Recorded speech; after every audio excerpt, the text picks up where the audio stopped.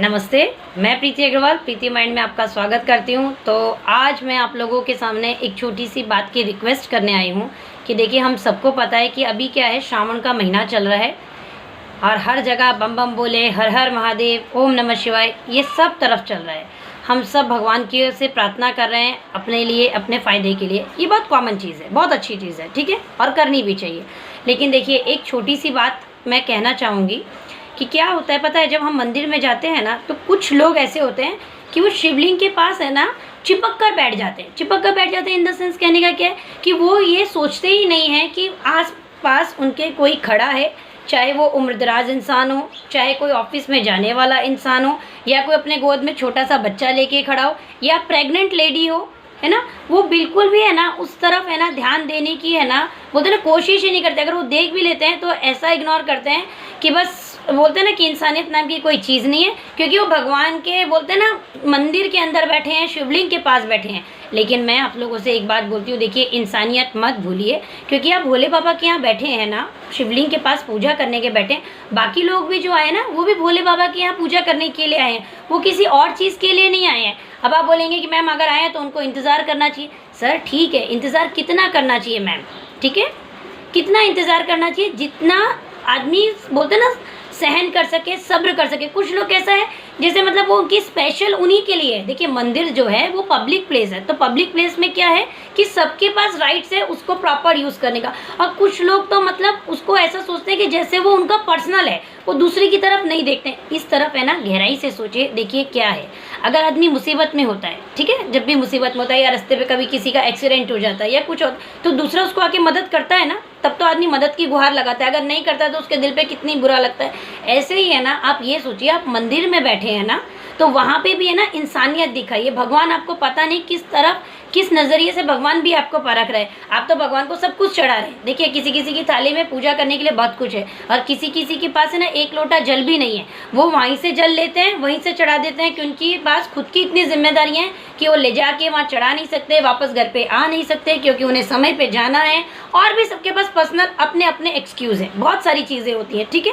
तो मैं आप लोगों से सिर्फ एक ही रिक्वेस्ट करना चाहती हूँ कि आप मंदिर में बैठे हैं ना, अगर आप भगवान की पूजा कर रहे हैं, इंसानियत रखिए। भगवान भी आपको कहीं ना कहीं ये देख रहे हैं, आपको पहचान रहे हैं कि आप दूसरों से मदद की गुहार चाहते हैं, लोग आपको मदद करने आए, ठीक है, लेकिन आप दूसरे को थोड़ी भी मदद करने के लिए तैयार नहीं। इवन आप थोड़ा सा भी साइड नहीं होते कि सामने वाला जल ही चढ़ा दे। कुछ लोग शिवलिंग पे ऐसे माथा रख के पूजा करते हैं और सामने वाले को वहाँ भी रुकना पड़ता है। क्यों? क्योंकि देखिए, सामने वाला समझदार है, वो आपको समझ चुका है, वो आपको बोलता भी नहीं, क्योंकि उसके मन में यही बात है कि मंदिर के अंदर आए हैं ना, तो थोड़ा सब्र करना है। लेकिन वो बोलते हैं ना, बॉडी लैंग्वेज, फेस के एक्सप्रेशन, ये सामने वाले को समझना बहुत ज़्यादा ज़रूरी है। अगर आपकी प्रार्थना आपको करनी है, आपके कोई मंत्र हैं, आपके कोई जाप है, आपको सब, आप एक तरफ से चढ़ाते जाइए ना, लेकिन पूरा शिवलिंग मत घेरिए प्लीज़। एक मेरी छोटी सी एक रिक्वेस्ट है, अगर आप लोगों को मेरी बात ये सही लग रही है तो कमेंट में ज़रूर बताइए। मैं किसी को ये नहीं कह रही हूँ कि आप लंबी पूजा मत कीजिए, आप कीजिए, आप साइड में होके कीजिए, क्योंकि किसी को जल भी चढ़ाना है तो वो नहीं चढ़ा पा रहा। क्यों? क्योंकि सामने वाले का सर गीला हो जाएगा। अब वो बीमार है, नहीं बीमार है, उसके सर पे वो जल जाना चाहिए, नहीं जाना चाहिए, आदमी के मन में 10 प्रकार के, बोलते हैं ना, बातें चलती हैं। तो मैं आप लोगों से एक रिक्वेस्ट करती हूँ, जब भी, अभी सिर्फ श्रावण के महीने के हिसाब से बात करूँ, लेकिन जब भी ऐसे कोई दिन त्योहार आता है ना, तो मंदिर में सब लोग जाते हैं अपनी पूजा पाठ करने के, दूसरे को भी है ना मौका दीजिए। मंदिर जो है वो पब्लिक प्लेस है, आपकी प्राइवेट प्लेस नहीं है।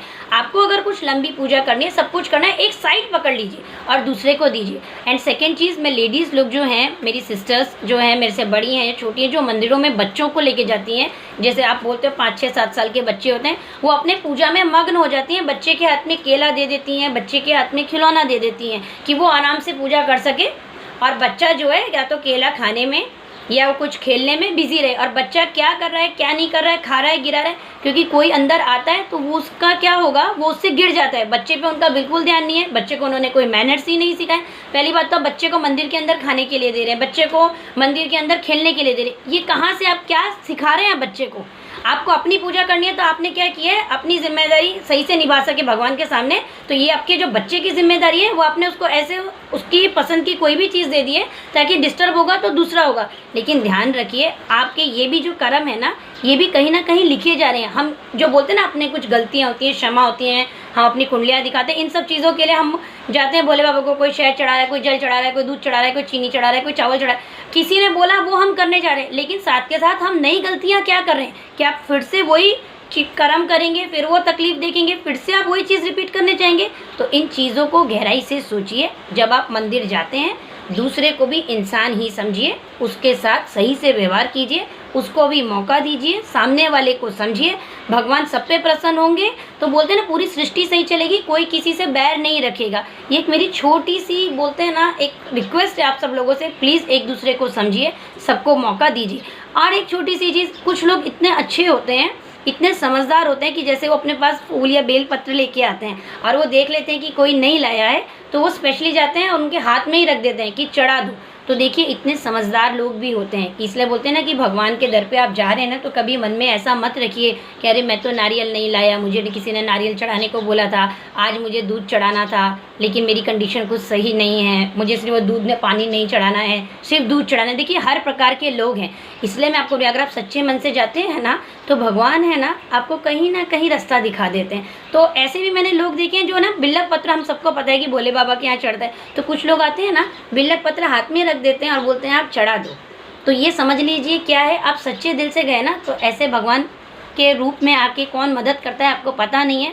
और ऐसी गलतियां मत करिए कि दूसरे को आप मौका ना दें, सिर्फ अपना अपना सोचें। मंदिर में बैठ के भी ये काम मत कीजिए। ये मेरी एक छोटी सी रिक्वेस्ट है। अगर ये वीडियो आपको अच्छा लगा हो, आपको लगता है कि ये जानकारी आगे तक पहुंचानी चाहिए, तो इस वीडियो को शेयर कीजिए। अच्छा लगे तो लाइक करिए और कमेंट करके बताइए कि आपको मेरी क्या बात सही लगी। मिलते हैं नेक्स्ट ब्लॉग में। Thank you.